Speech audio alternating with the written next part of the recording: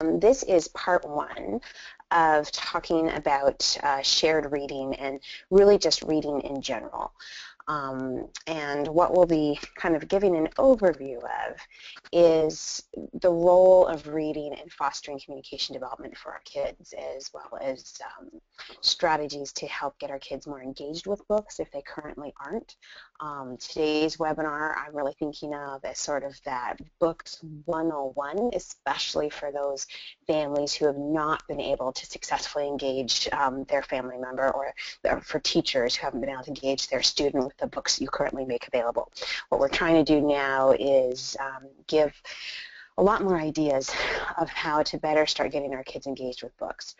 You'll get suggestions for developmentally appropriate goals in the areas of book knowledge and reading, and we will explore what I think is really the most powerful part about books and reading for our kids, which is the way that books can support their social interaction and conversation and communication with other people. In terms of how this all falls into the 5 steps, we'll be talking about some goals, as well as actually an assessment tool that you might find helpful that we'll post afterwards to the ASF Communication Training Series Facebook page. You'll get some strategies in terms of instruction, and we'll look at some ways to modify the tools that you're using for reading to hopefully make it more accessible to our kids.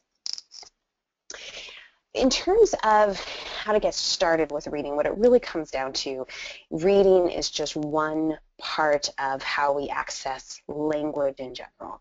And the way most of us access language most of the time is through using speech. So we're using oral language to do that. Oral language relies on being able to produce a symbol that other people can hear auditorily, right? So we're producing a sound in our mouth. It's really just a symbolic representation of an idea. And the whole point of a language is that we have all agreed together on what that sound means. So when we produce the sound, other people know what it means. I so often hear our kids with Angelman described as pre-symbolic. But the reality is if they comprehend speech, then they're comprehending symbols. They're comprehending auditory symbols used by other people. So other people are making sounds, they're making a symbolic sound, and our kids are correctly interpreting what that person means by them. By that symbol. The big barrier that our kids face is that they can't generate those sounds that other people are using to communicate symbolic thoughts. And I think this is a really important distinction, because as you're talking with other members of a school team or with a family, remember, if your person is comprehending speech, they are comprehending the use of symbols. They're just auditory. And all we're doing with the communication system is introducing a second way to represent those sounds. We're using visual symbols and not just auditory symbols. If we have any doubts about what our person with Angelman is comprehending with auditory symbols, then the visual symbols are even more important, because if there's something going on with their auditory comprehension, then we're going to support them with visuals. But I've heard from many people that they think that reading or writing, that those kind of higher literacy skills just aren't as applicable to our kids with Angelman. But the reality is that everything we're doing to support their communication is literacy. It's visual, because what we're doing with reading and writing is taking those auditory symbols, these sounds we make to communicate, and we're reducing them to a visual form. So when we write, we take the language in our heads and we translate it into a visual, symbolic form that we, by reducing it to writing, we're able to share it. We're able to share our thoughts with people who aren't in the same room with us, who aren't even in the same state or country with us. We're able to share our thoughts with people in the future who will be able to read what we wrote and know what we were thinking about in the past. So writing is extremely powerful, and it's directly related to the cognitive processes that our kids will use when they go to use a communication system. And reading is just the flip side of that. We are interpreting the thoughts of other people. So other people have reduced their thoughts to some kind of visual symbol form, and we're interpreting those symbols. So we're comprehending the symbols being used by someone else. And so I think to me, it just really helps to understand that reading and writing are directly connected to communication for our kids. We really can't separate them. And there's, within the field of reading instruction, there's a field that says, being able to comprehend and interpret visual symbols is very much a form of reading, and being able to generate visual symbols is very much a form of writing. So everything we're doing to involve our kids in being able to access communication and access language is very much also building on the skills of reading and writing. And you can see that with this graphic here developed by David Koppenhaver and others, where at the top, we see receptive communication, the ability to listen, the ability to hear the symbols used by others, the spoken symbols used by others, and comprehend what they mean. And then there's multiple ways then that we branch out from there. So you can see that we learn to understand the communication of other people, and then we learn to express it ourselves. And those are directly connected to the skills of reading and writing, being able to reduce our ideas to a visual. Our family members, our students with Angelman can't rely on the first language of being able to simply understand the spoken language around them because they can't produce it. So really, their first language has to become a visual language. And everything we talk about in terms of modeling a communication system for them is about really immersing them in that visual language. And what we're going to talk about with the reading is very much part of that. Why does this matter? Well, like I said, our kids cannot access the production of auditory symbols, and so they have to learn how to use visual. But if you keep reminding everyone that they're already using symbols if they're comprehending speech, then it might help branch or help bridge that gap where people might have doubts about whether our kids can use visuals. The reason our kids can comprehend auditory symbols is because everybody's using them around them. From the moment they're born, they're hearing people speak. And as long as our kids have intact hearing and strong auditory processing, then they are immersed in a speaking world. They just haven't been able to produce those same symbols that they're hearing. And so we're going to look at how they can produce them visually. When we really focus on reading with our kids, part of what we're doing is making sure that they really notice and find meaning in a visual language so that they really fully adopt it and don't just, use a few symbols as necessary to get things done. But we really want to immerse them in it so that they just really, really fully think of themselves as being very visual and think of themselves as being able to communicate visually. When we talk about developing literacy skills in our kids, part of why we're doing that is that the only way to be sure our kids can ever be fully autonomous with their communication is if they can use a symbol set like the alphabet. So what we've talked about with communication is using visual symbols where one symbol represents a whole word. But if we look at the process of reading and writing, that's being able to take the symbol set, the 26 letters of the English alphabet, and generate words with those. If that's our ultimate goal, then what we're doing is making sure that our kids can access any word at any time if they can learn how to represent it with the alphabet. We don't know the literate potential of our kids. We don't know how many or what proportion of our kids can learn how to use the symbol set of the alphabet. We don't know, but we know that if we work on it, that we can't predict who can't. So what we have to do is make sure that we work on it and provide the opportunity. And you'll see that there's various levels of literacy that everyone can achieve. If you look in the field of literacy development, the way that we really understand it now is there's sort of 3 phases of how literacy skills develop. So emergent literacy skills, emergent literacy understandings are the the understandings about literacy that develop from the time we're born, possibly from even before birth, all the way through about the time we start school. Emergent literacy skills are a function of opportunity, experience, and access. These have nothing to do with your functional skills. And we're going to talk quite a bit about what emergent literacy skills are. But emergent literacy is realizing that you are surrounded by words. When you see words on a flyer, when you see words in a book, when you see words in a newspaper, realizing that you're seeing words and that those words represent the words that people speak and ideas are being shared. Emergent literacy is when you see mom texting on her phone and you pretend to text on her phone as well. Emergent literacy is when you see people writing and you realize that writing matters, writing is important, and you pick up a pen and you make marks as well. Whether you make marks on a table or on paper or on the wall, wherever you make the marks, you are emergent in your literacy skills if you've learned to observe that behavior and you want to be part of it.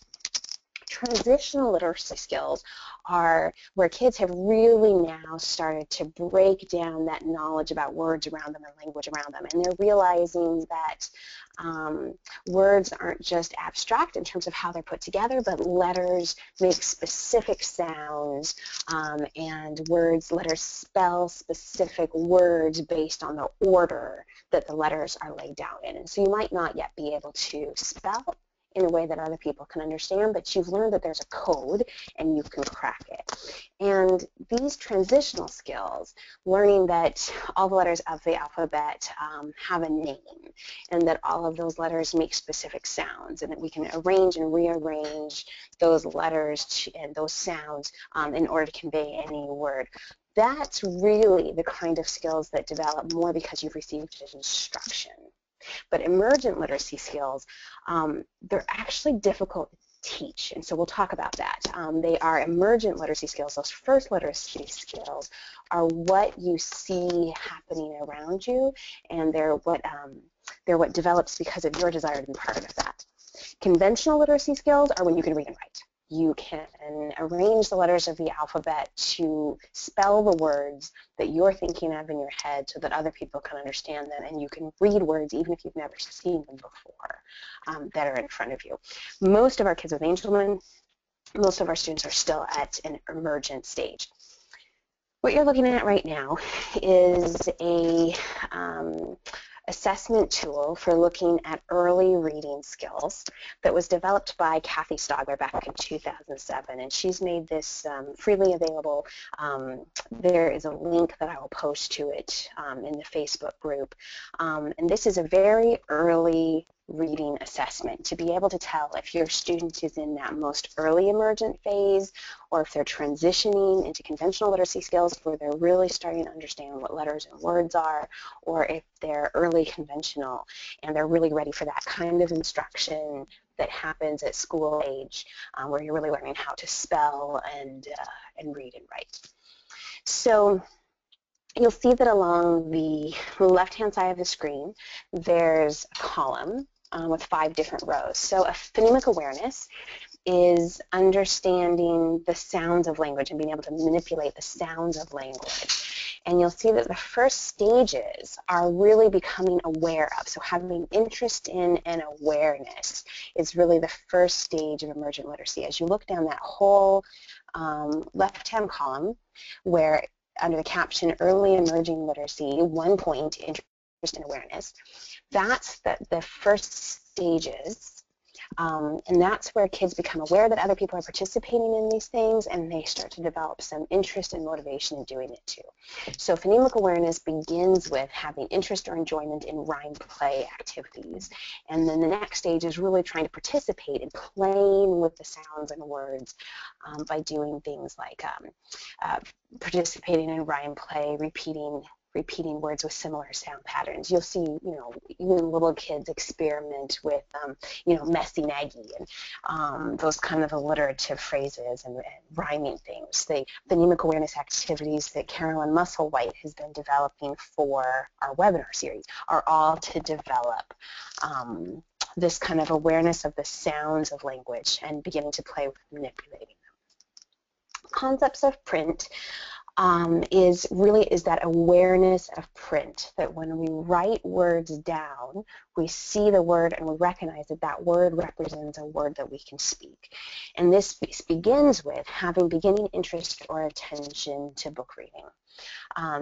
It becomes more sophisticated when we don't have to keep prompting kids to read, but they are really attending to books, looking at the pages, and trying to learn more about how words work and how books work. The first stages of word recognition begin with just becoming aware of print on a page, graphics on a page, pictures on a page, and starting to label them and engage with them.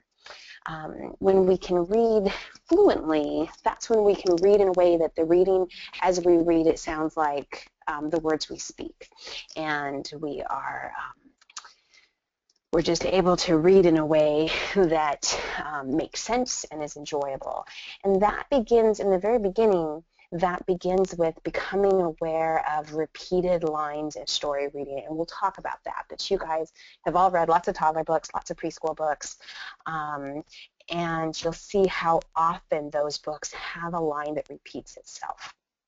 As kids start to become aware of that repeated line and want to participate in that repeated line, that's really the first stages of how they're beginning to develop that fluency, and also that engagement with books that we're trying to foster here. And I'm really just focusing on the most emergent skills for this webinar today, especially for those kids who have not yet been really engaged in books. Comprehension is when you can comprehend what you read. And so that begins with understanding that when other people use words around you and when you see visuals, that you know what those are. And you can begin to associate the spoken word, particularly someone reading a book, with the words and graphics on the page. And beginning to make those connections. So this is just a tool called, it's Kathy Stogler's literacy rubric. It's really an early reading assessment tool.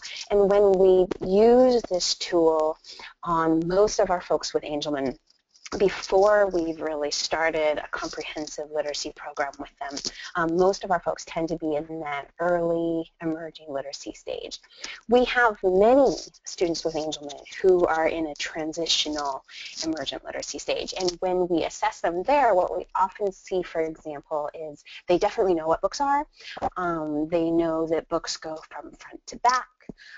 They know that the words on the page represent the words that we speak. They know that letters have names and the letters make sounds. And many of our kids have actually kind of stagnated there. And often when we go in and try to figure out how do we move their literacy program forward, what we've missed is making sure that they're really highly engaged by reading, that they're finding it really personally meaningful. And so there's often some of those emergent understandings that we missed. If kids don't love reading, if they think of reading as work, if they think of reading as a chore that they're made to do at school, then we're going to have a very hard time ever moving them beyond the transitional stage of literacy. And they might learn all their letter names, and they might even learn all of their letter name sounds, but never actually be able to use that knowledge to spell words or to convey a message or to start reading independently. They might recognize, we have students with Angelman who can recognize hundreds of sight words, but they don't actually think of themselves as readers and they don't want to read. And so what we'll be talking about today is really that engagement with reading and making sure that all of our kids are seeing reading as something that's powerful, that they want to be part of. And if we really lay the foundation with that, then we have a strong foundation to build on. So emergent literacy is all of those understandings that develop from birth until school age, and it's the why. It's about the motivation. If you have students who are not motivated by what we're currently doing around their literacy instruction, whether it's at school, whether it's something you're doing at home, if they're not motivated, then we've missed the why piece. And we need to really work backwards to make sure that we've addressed the why. And for our kids with Angelman, the why of literacy is that it's going to support their ability to interact and communicate with other people. That is what is going to get most of our kids to a place where they really want to be part of this and where they feel successful. We know that when we're trying to learn anything related to language, our brains are wired to look at what is being modeled around us and to try to explore that and imitate that and try to produce that. So whether we're looking at reading or writing or communication, all of the concepts that we've already talked about in this series about aided language input and making sure that we're modeling a language for our family members with Angelman, our students with Angelman, that they can one day access, using those visual symbols whenever we speak. It's really the same thing with reading. We need to make sure that we've modeled a form of reading that they can access and that they find personally meaningful. Chris Kliewer has looked at this really hard. He's a researcher in Iowa, and he talks about the 5 currents of emergent literacy. And that begins with making sense of the stories of others. So this is a listening skill. This is a listening comprehension skill, understanding that other people can share their experiences and you can make sense of it and relate to it. And understanding that you have an experience to share and you can share it with other people, that other people want to hear your stories. They want to interact with you around the things that matter to you that you've done. They want to interact with you around who you are. So you can see how closely tied this is with communication. Emergent literacy is understanding that you can use some form of graphic symbol. So an auditory symbol is speech, a visual symbol would be a graphic symbol, that you can communicate your thoughts using some symbol form, and that you can interpret the meaning of symbols when they're used by other people. And we're going to support that the most by using our kids' communication systems with them, but reading is very much part of it. And then what I think is the key to all of Kliewer's 5 currents is finding joy in that discovering that when you are engaging with printed language, whether it's a communication system, whether it's those visual symbols, whether it's books, that when you are engaged with books, that you're finding joy in it, that you're finding that your life is more meaningful, that you're discovering you can learn more about the world and interact more deeply with the people around you when you have the tools of literacy. So if we're working on all of those things with our kids, then we're laying the foundation we can build on. The kind of emergent reading behaviors that you might currently see in your students might include early book exploration. And that can involve chewing books, ripping books, banging books. There is a stage where, if you remember from Kathy Stogler's rubric, which we looked at, that first stage of emergent reading is awareness. So becoming aware of books. Kids are aware of them if they're chewing them, ripping on them, that kind of stuff, if they're banging them together like blocks. But then once they actually start holding the book in a way and turning pages, now we start to see an understanding that books aren't like blocks. Books aren't like my other toys. Books have specific behaviors associated with them. And when people are engaged in reading, they usually hold the book a certain way and they turn the pages. They look at the pages as they turn them. So kids start browsing book pages. They might flip to the back and then flip to the front. And we can observe what kids are doing with books and get a good sense of what they currently know about them, as long as that book is physically accessible. So then we see kids starting to turn pages, starting to touch the page. Maybe they're touching the page and vocalizing, or they're touching the page and looking at us. And that's when they're really showing us that they're understanding that meaning is being shared in a book. And they're understanding that they can interact about what's being shared in the book. So we might see them babbling. We have some kids who they'll pick up a book and they'll just immediately start babbling while they touch the pages. Those kids are showing us that they understand that books are something that we read and that speech represents what it is that we're reading on the page. All kids, when they're developing stronger emergent reading skills, engage in pretend reading. And that's one of the most important stages of reading development, is when you can effectively pretend to read. That means you have observed a model of people all around you reading. You know what reading looks like. You are engaged enough in books that you find that that's interesting to do, and you know how to imitate the behavior of reading. That directly feeds into the ability to start reading along from memory, where you've memorized a book, and now when you pretend to read it, you can actually imagine the words in your own head. When kids start to go from that pretend reading to be able to actually pretend reading a book from memory, they believe they can read. We've got them at that point. We can teach kids a lot more about reading if they believe they can read, if they believe that reading relates to them, is important to them, is meaningful, and that it's something they can be successful at. So if kids have never pretended to read, if they've never engaged in that behavior, if they've never felt this was something that applied to them, then that needs to be one of our goals. First we have to make sure kids are aware of books and that they're exploring them, and then we need to make sure that once they're aware of books that they're starting to observe what we do with books and how what we do with books is different from what we do with other things. They're understanding that there's information in a book that they can engage with. They're understanding that they can learn what's in it. They can relive that experience of reading because they're starting to memorize what's on the page. And one of the big milestones we start to look for is when kids try to read to another from memory. And you guys have all seen this with typical toddlers. We know typical toddlers, preschoolers, they'll have memorized a book, and they'll sit down and they'll line up their dolls or their stuffies or their baby sister, baby brother, and they'll read that book from memory to another person. Children who pretend to read a book believe they can read, and now they're ready for instruction on what reading really looks like. For so many of our kids with Angelman, they've never had access to all of these different experiences to be able to develop these reading behaviors. So maybe our kids were really oral, and they chewed on books and drooled on them, and they ripped the pages, and so we put the books away. We put them out of reach because we wanted to make sure that they didn't get destroyed.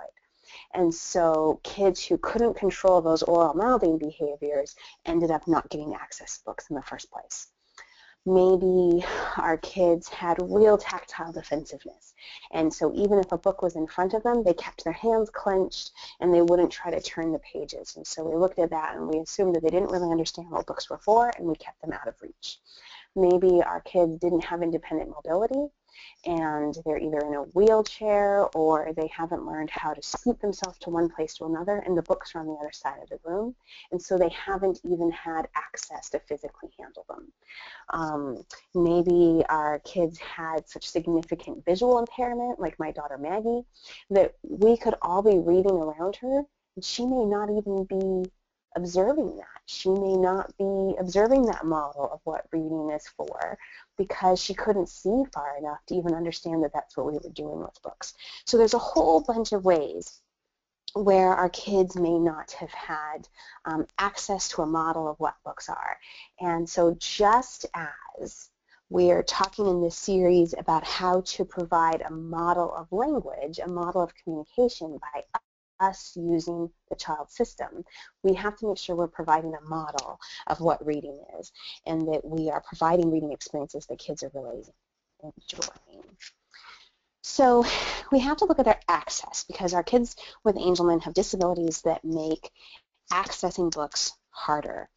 And so we have to think about what is it that it might be stopping our kids from developing stronger reading skills. Can our kids hold the book?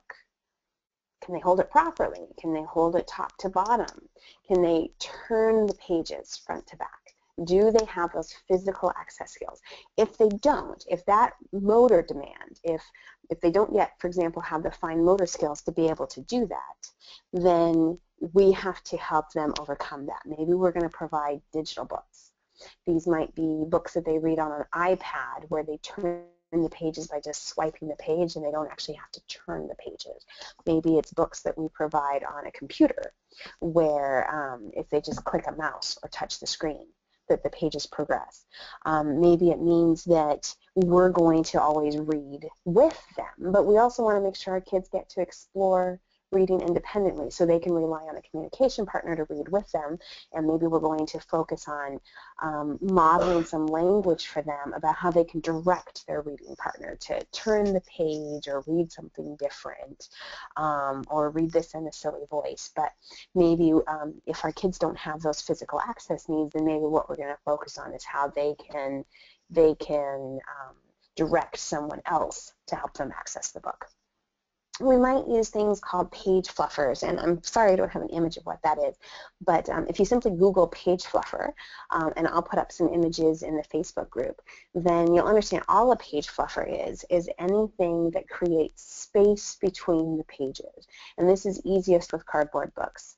This is also pretty easy with laminated books, where it might be as simple as hot glue, a dot of hot gluing an object to a page, anything that creates a gap so that a child with fine motor delays who can't do that really careful page turning has that little extra gap so that she only grabs one page at a time as she's trying to progress through a book. So that's just another option to help make books more physically accessible. We'll look at things like our kids' attention. Do they have the attention skills to be able to attend to reading? What usually happens with our kids who aren't yet attending when we try to read to them is that the demands of joint attention are too much, or maybe what it is we're asking them to attend to is just not personally meaningful. So many of our kids might only be getting authored books on abstract topics, maybe cartoon images. Let's say we have a child with Angelman who's been to the zoo. Therefore, we think that they know about animals, but we actually don't know what they saw. We don't know what level of vision impairment they have. We don't know if when we talk about a zebra, if they've really developed concept knowledge of what a zebra is versus a giraffe versus a hippopotamus or a penguin, right? If they haven't been able to see these animals right up close, if they haven't been able to touch them, they may have not developed the concept knowledge of them. And so when we sit down and try to read a book with them about animals, they might have no frame of reference for what that means. So for those kids, we need to make sure that we are starting by reading about things they know about, things about them. For other of our kids, it's the joint attention, that it's the way they filter the information that comes in, that if I sit down and my voice is really engaging and I also want my child to look at something and I want them to be able to transfer their attention from the printed page, the book I'm holding, to my face and my voice and communicate with me about the book, that might actually be kind of overwhelming. Some of our kids can process what they're seeing, but they can't process it at the same time as what they're listening to, and they just need support for that. Some of our kids, for example, really need us to shut up while they're looking at the page. And then once we've been quiet and they've had a chance to visually process what's on the page, now we can read it to them. We have to look at whether our kids can have any sensory barriers to being able to read. So for example, it may be that they really need high contrast to be able to see what's on the page. I think vision impairment is really underreported in our kids. We have lots of kids with a diagnosis of strabismus and astigmatism, and we might not actually be very clear on what they can see. And so when we put a book in front of them, we don't actually know yet how much they can take in, and many children's books are visually very cluttered. So we can look at high contrast books, and I'll show you some examples. We can reduce the visual clutter and make sure that we're providing books that have just enough visual information to be able to see without kind of filling the page with a whole bunch of detail. We need to make sure our kids' sensory needs are being met just so that they can attend, right? So if you even just look at typical kids, many kids listen best if they're on a swing or if they're in a beanbag or if they're on your lap and they're being squeezed. My younger daughter likes to listen to books hanging upside down. So if kids won't sit down and read with us, there might be a sensory reason for that, and maybe they need to incorporate some movement into it, and we should try reading to them while they're on a swing or while they're in the bath. I mean, reading in the bath is one of the most fun times because kids are receiving all of this sensory input from the water. The water is actually providing some pressure around their whole body. And as long as we've got books that can survive bath time, that can be a really fun time when a lot of our kids actually engage in reading more then. We need to make sure that the books that we're providing are developmentally appropriate. And for some of our kids, it means that maybe we're not starting at an early enough level of language, but for others of our kids, they may have had the same preschool books, the same toddler books, the same kindergarten early readers been put in front of them for the last 10 years, and they're just hungry for more. I think it probably for as many of our kids where we might be reading books that have too much language, there's actually far more of our kids where we're reading them books that are really kind of language impoverished, that aren't building on their language, that aren't challenging them, books that aren't taking them somewhere in their minds and developing their imaginations and developing their vocabularies. And so don't hesitate to experiment with books. If your child's bored by reading or doesn't appear engaged by reading, then we can try working backwards, but we really might want to amp it up and move forward. Some of our kids actually process language really quickly and they need us to read faster. Other kids need us to read slower and give them more processing time. So we just really have to experiment with that. But if they don't seem engaged, then let's take a look at the language we're using. And when we're reading books, in terms of making sure that they're cognitively accessible, I think the most important thing to be aware of is whether our kids have the concept knowledge for that book to make sense. So, for example, if they have vision impairment and they haven't really learned about animals yet, if they haven't yet learned, if you look in so many toddler and preschool books, it kind of presumes that kids know what all of these different ideas are. Well, we know that kids with disabilities don't have the same early childhood experiences as their peers. Our kids with disabilities know a lot more about doctors and a lot more about therapy and a lot more about waiting in waiting rooms than their typical peers. For many of our kids, that's the knowledge that they've really developed, and they haven't had as much time with them spent reading. They haven't been to the park as much. They haven't been down on the ground exploring the grass. Maybe they've been to the zoo or they haven't. We know that just the reality of having disabilities is that you don't have the same range of experiences as your typical peers, and therefore you might not have the concept knowledge for some of those books that are out there to be cognitively accessible to you because you just haven't developed that knowledge. So that's what we've got to work on there, and I'll give you some more examples of that in a minute.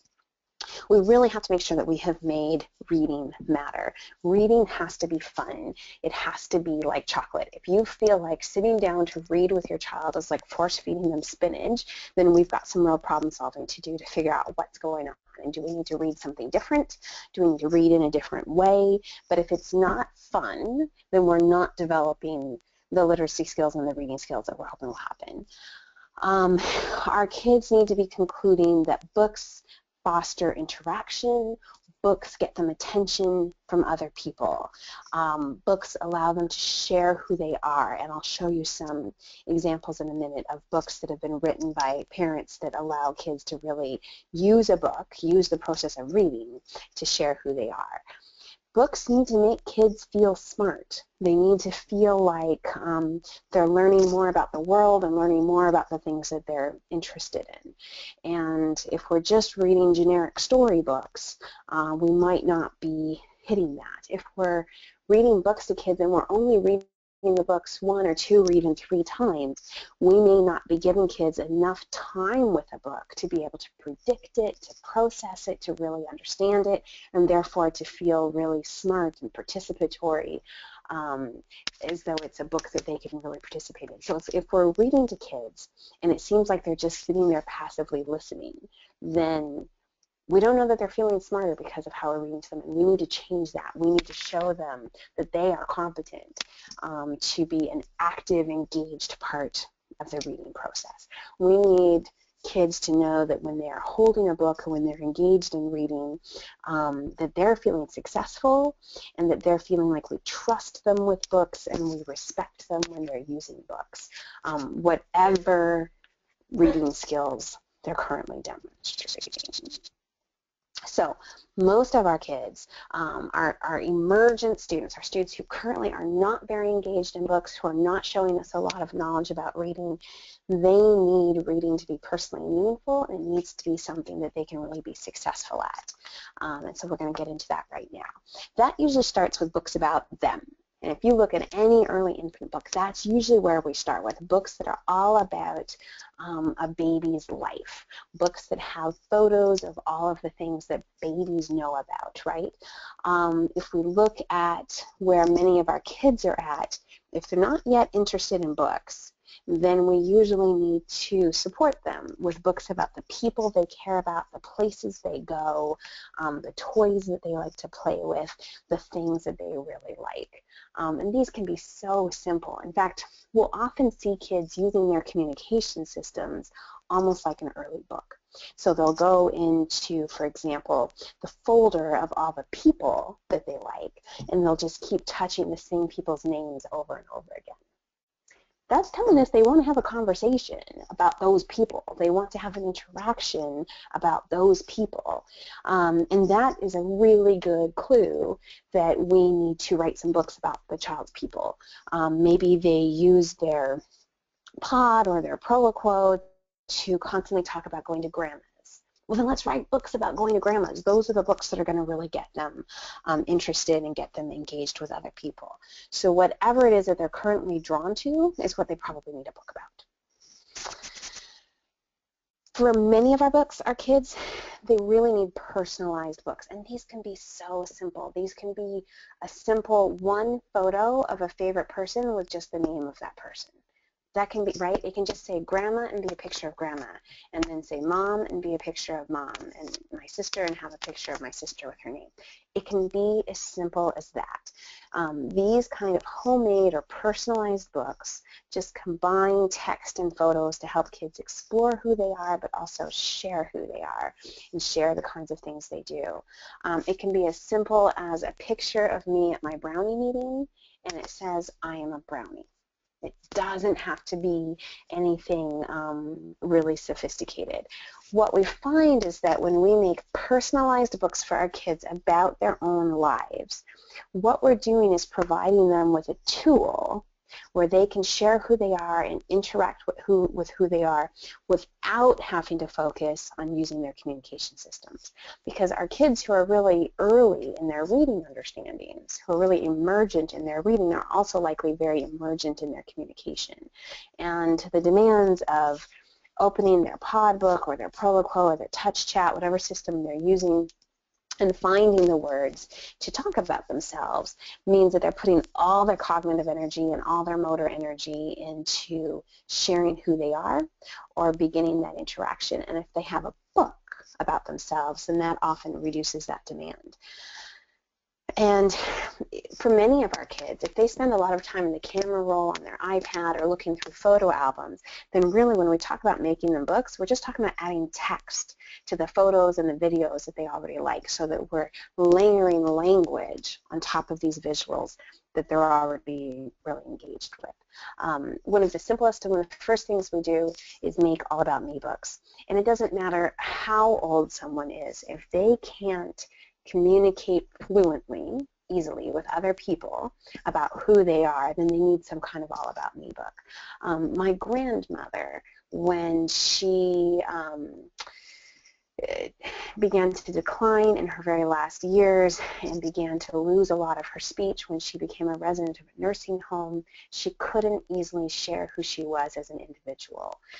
She demonstrated a lot of anger and frustration at being treated just like any old lady in a bed, rather than who she was as an individual, and just having visuals about herself as a veteran of World War II, visuals and books about herself as a teacher, herself as a professor, even if it was just old newspaper articles. Having visuals to share with other people, whether you are a person with Angelman, whether you're elderly, whether you're very young and otherwise typically developing, these kind of visuals really allow you to start sharing who you are. And we can do these in so many ways. This summer we had a whole bunch of family literacy camps, and people did anything from just bringing photos that they had printed out at their local drugstore and writing text on a page. Maybe they laminated the pages, maybe they just put them in page protectors. We used software like PowerPoint on computers. We used apps like Keynote. We used apps like Pictello, which is just a storybook app that can also then read the stories. We used apps like Book Creator to be able to make these kind of visuals. This is a more visually busy page because it's got 4 different pictures and 2 lines of text, so we might make it simpler than that, right? We might have only 1 photo on the page. We're going to really attend to contrast, whether our person might need more contrast than that. But you can see that just a simple book like this, for so many of our kids, if they're not engaged with reading, then a book about themselves and a book about their friends or their family, whatever they care about, tends to be one of the highest priority. And you can see that when they have books like this, now they can start sharing with other people around them, people who don't know them, who can look in their books, look in their All About Me's, and realize how similar they are, and begin just interacting with them with more depth. With apps like Pictello, what I really love about it is we can have whole folders of books and share all of our stories about different places we've gone, about our pets, about our families, about what we did over our holidays, that kind of thing. And these books can be printed out so we can share them paper and read them with other people in a paper version. We can read them on our iPad and have them be read to us. So that's just an app called Pictello. Here is a book made in the app Keynote by one of our dads at a family literacy camp. So I am Talmadge. I turned 6 on October 15. Spider-Man is my superhero. Minions make me laugh. I smile a lot. I love karate. I love my family. I love to hug. The end. It's as simple as that. So see what this dad did. He made it really high contrast by just using a built-in template where it was already black pages with white font, added a simple sentence on each page, but see how engaging this is. If you've got a kid who's not excited about books, then start with a book like this, as simple as this, about who your child is and who they care about, and start modeling how we can read that book and start modeling how we can use that book to show other people who our person is. Think about how to make books predictable, because when you are very emergent in your reading skills, if a book is predictable, then it allows our kids to start feeling success with reading before they can actually look at the words and understand what those words are. So books that are predictable might have lots of repeated lines.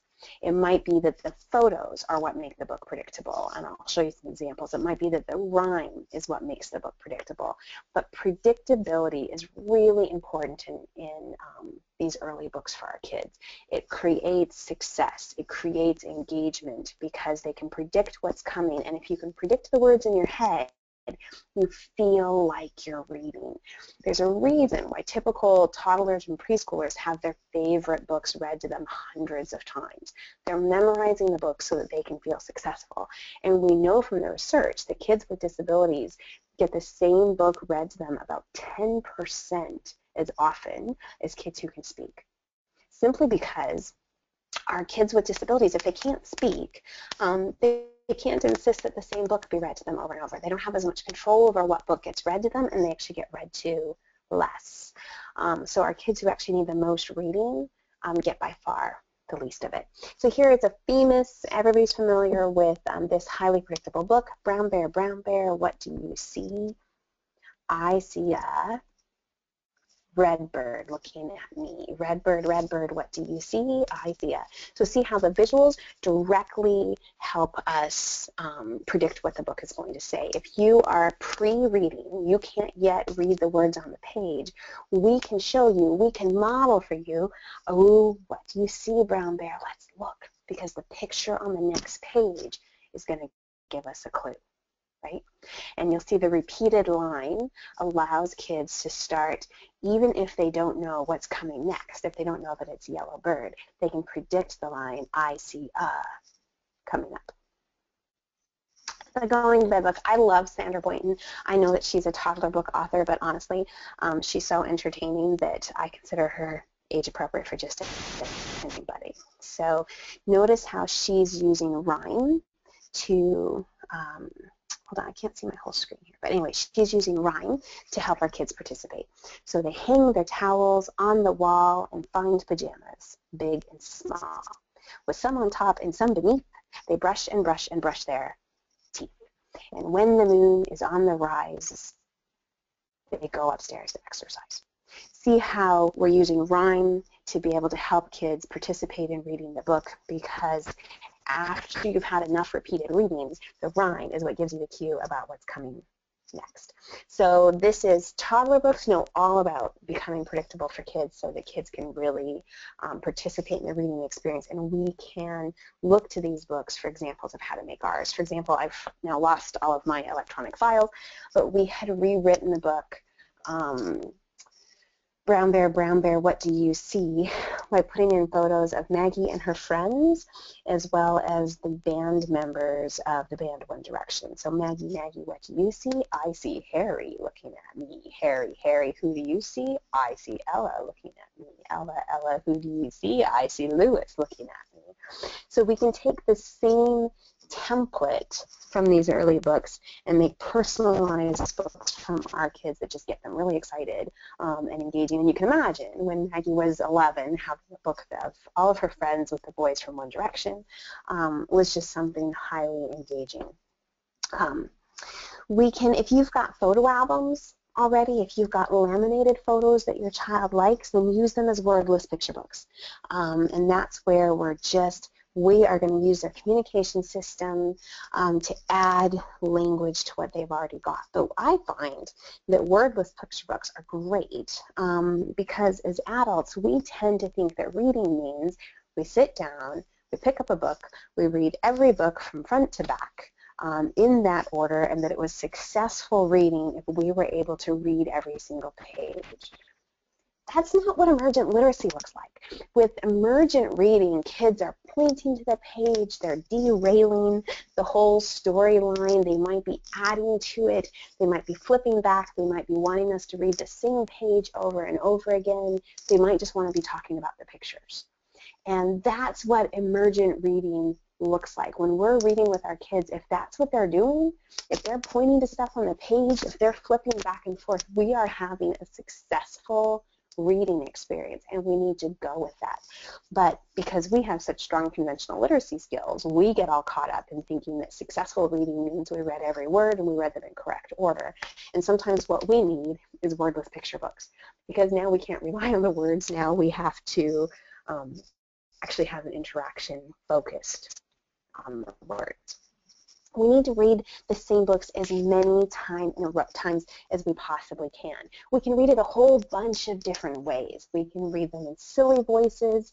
We can read them by just looking at the pictures. We can read them by touching the words. We can read them by encouraging our child to touch the words. We can just read whatever the child touches. Oh, you touched the red bird. You touched the brown bear. We can read in so many different ways, but kids need to have the same book read to them as many times as possible. And the goal there is to really help kids become pretend readers, that if they've heard the same book and they love the book and they've heard it enough times that they've memorized it, now they can start reading independently to themselves, taking in that meaning on their own because they've memorized the text. So as often as we can have repeated readings, the better. And usually what that means is we need to provide the book in multiple formats. So maybe we take that book about Talmadge that we just looked at. So my name is Talmadge, and here's all the things I like to do. We can have that in a printed version that we laminate and we read together. We can also have that on the iPad as a talking keynote, or we can have the same text in an app like Pictello, so it's being read to Talmage so that he can explore it independently. We can also make a video of the book. If you look on YouTube or Netflix, there's all kinds of video versions of all these books, all these predictable books that kids like, and we can make video books as well. It's as simple as literally holding your smartphone over a book while you read it. There's a bunch of different apps that support us making more effective copies of video books, and we'll actually have a webinar on making video books. But if we give our kids the same book in multiple formats, then that often allows them to have more repeated readings. We need to remind our kids that there's so many ways to read a book. We can read the pictures, that's okay. We can model for our kids how we can use the pictures to help us predict what the words will say. We can say, okay, let's look at the pictures first. What do you think this page is about, or what is this book going to be about? And now let's think about that and make some predictions. And the more engagement the kids get, the more that we're making reading something that we're expecting them to be part of, that we're inviting them to be part of, the more that they're going to start really owning reading. We can model for our kids that we can read a book by retelling it, just using our own words. So the Going to Bed book by Sandra Boynton that I just showed you some pages of, we can just retell it. We don't have to read it word for word, but we can certainly do that too, and we need to do that. But we've got to show our kids a model of all the different ways that we can read. We can invite them to touch the words and we'll read them out loud, and we can make sure that our kids have access to digital versions of books that allow them to read to other people.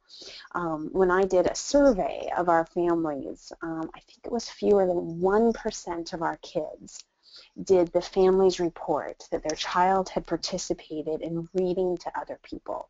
But that's a milestone that typical kids go through that tells us that that child really believes that he's a reader, that really believes that now that kid is ready for more instruction and ready for more just sort of structured literacy experiences because he believes he can read. He's learned that there's this code and he can crack it, even if it's only in his own mind, even if he's only a reader in his own mind because he's memorized the books. When kids start reading to others, that's when we know they own the reading process. So there's lots of different ways that we can better engage our kids in reading. It usually starts, in my experience, with making them a book. Usually starts with making them a book about themselves, about what they know and what they care about. And I really invite you to, if you make any kind of book, you can just take pictures of the page, but share it in the Facebook group. Let other people see what you've done. It can be very simple. So part of what we did in these family literacy camps was take an activity you had done with your child and summarize it in just 5 sentences. You know, in 5 sentences, can you say, we went to the beach, we played in the sand, we put on wetsuits, we went surfing, it was fun. We've just summarized that whole experience in 5 sentences. That's a 5-page book. We just add a photo to each one. We're not writing novels here. We're just trying to make sure our kids have access to books that are personally meaningful, that really share who they are. It might be that you've already made books, you've already tried to reach your child, and they're just not getting engaged. So we need to problem solve what are those barriers. And if you're having trouble with that, again, ask questions now or post them in the Facebook group, but we can help you problem solve. Do we need to create more opportunities for reading, or do we need to create more access to being able to read? Is there something about the nature of our child's disability that we need to problem solve? My own daughter Maggie was extremely complex figuring her out, and so I had to do more problem solving than I think is common with most of us. Let's experiment with different book formats. So if your child has a favorite book and they love being read to, try making a video book just using your smartphone and see if that gets your child really engaged. Or try looking for that favorite book on YouTube and see if they're really excited about reading it there, because again, those multiple readings and those multiple formats are great. What some families do is actually cut up the book and laminate the different pages so that it's durable enough to survive their child's exploration. What some other families do is just take pictures of each of the pages so that they have a format that they can either have on the iPad or that they can print and laminate. Maybe the next step that makes more sense for you is to just spend some time brainstorming about topics of books that would be good for your child. So if in doubt, I would start with a book about your child's people. And it can be as little as just a photo of each person your child cares about with their name down below, because even that gives them access to a tool that they can now use to interact with and just talk about all the people that they really care about. But that tends to be kind of the single most important book that our kids tend to like, followed by a book about themselves and who they are. And on the webinar, the fourth Thursday, I think that's, I'm not sure I got the date right there, but the fourth Thursday of October, that's our writing week, and we will be talking about shared writing, so beginning to start writing with our kids and for our kids. And there will be, we'll kind of apply what we've just talked about here with reading to early writing that we can do with our kids, and you'll get a lot more ideas there of books that we can write to better engage our kids in reading. So that's just some possible next steps. And how about before we take questions, I'll just remind everyone that the ASF Communication Training Series has been made available by the Angelman Syndrome Foundation through a very generous grant from the Foster Family Charitable Foundation. And now we can take questions.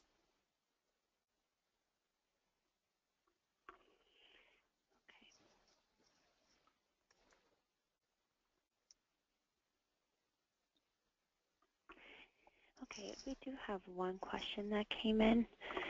Okay. Can you give some recommendations of books? My daughter is 10 years old.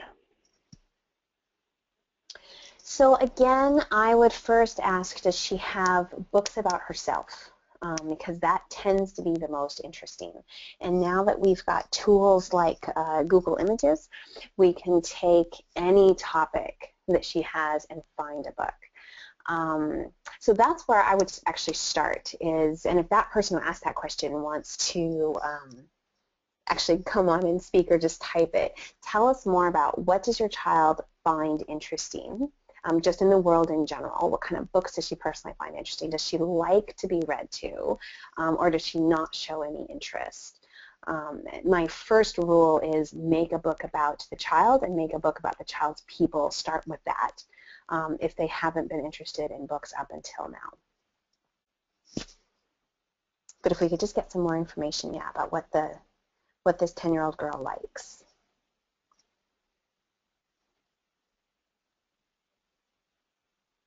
We'll also, while we're waiting for that, we'll also be sharing lots of links to books that are free and available on Tar Heel Reader. You'll remember last month when we introduced the core words of like, we introduced a Tar Heel Reader book that used the word like. Tar Heel Reader is a website, I can just open it right now, where we can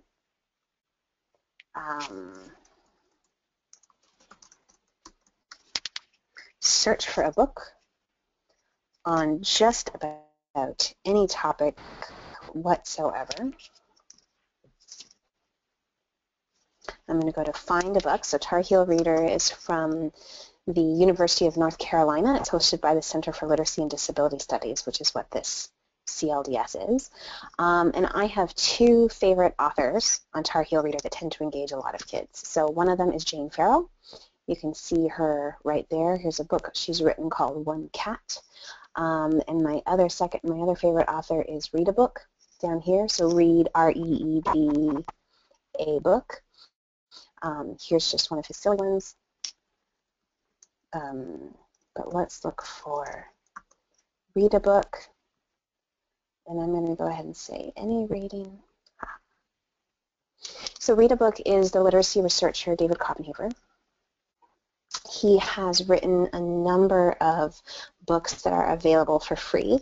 You'll notice that a number of them have this little triangle with exclamation mark, which says approach with caution. It might have something that is inappropriate for all audiences, but for our kids who are reaching the double digits, who are 10 years and older, if they haven't yet become engaged in books, then it might be time to start reading something that's more targeted at exciting things for those kids. So last month we looked at the Like Not Like book, but let's go ahead and take a look at Rita Book's Wonderful Worms. This totally may not appeal to a kid. What's often appealing about a book like Wonderful Worms is that it's disgusting, if I remember it correctly. And so it gets a genuine and often visceral reaction from other people, and this is what gets kids going. Maggie, a year or two ago, discovered a book. She would bring a book to a classmate to have them read to her, and one of her friends screamed because there was a huge spider. She wasn't expecting it. She turned the page of the book, and there was this massive spider, and she screamed. That totally hooked Maggie on that book because she just so enjoyed the reaction. So worms are wonderful. They are gooey, filthy, adorable, friendly, active, and best of all, tasty. So that's just a really simple book, but beware if you're a fish. Available on the free website Tar Heel Reader. And if we look at that and we go, oh, that's a great book, my kid would totally love that because it's just funny. I can click this little cogwheel. I can say I want to download, and I can download it right to my computer on PowerPoint, and I can print it from there. I can also download it straight to an iPad, and if you have the iBook app, then it'll go straight into your iBooks. You can turn on text-to-speech, which is just a computer voice that will read the book. It's not high quality, but you can do that. And now with the app Pictello, we can download any of these books. But what you'll find is that for our older kids, read a book tends to be great fun, as is, I'm going to show you Jane Farrell.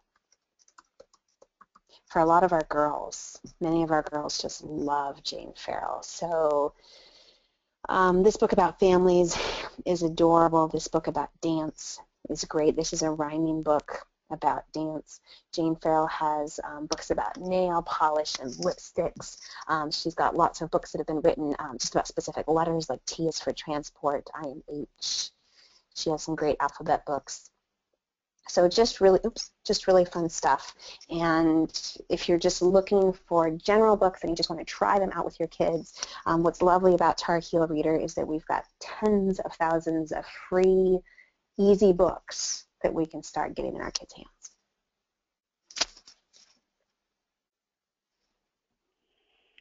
Okay, there's another question. Okay. He gets overwhelmed easily when I describe photos. Too many words. How should I resolve this? I would look for trying maybe even just use one describing word per photo then. I mean, that actually sounds to me a kid a lot like my daughter Maggie, where that's suggesting if she's getting overwhelmed by too many words that there's a real auditory processing challenge there, or difficulty looking at a picture and thinking about a picture and also taking in all this information auditorily. So try reducing the number of words you're using. What I like to do is open Maggie's describing words and just look for a single word at a time. And you can be very expectant about this. You can just say, oh, that's your Uncle Jimmy. I think he's funny. And just create an opportunity and see if your child will add to that at all. But just kind of use the system to come up with one. Some of our kids who are really overwhelmed when we're talking like that, what we really need to do is just slow down and use their system more, because we will slow down and we will use fewer words if we use their system to talk to them. So if we're just going, oh my gosh, it's your Uncle Jimmy and he's so funny, remember him at Christmas, he did this and this and this. If we try to say those same things with their system, we're going to slow down a lot. We're going to use a lot fewer words, and we're actually going to provide a more effective model of language for them to be able to access.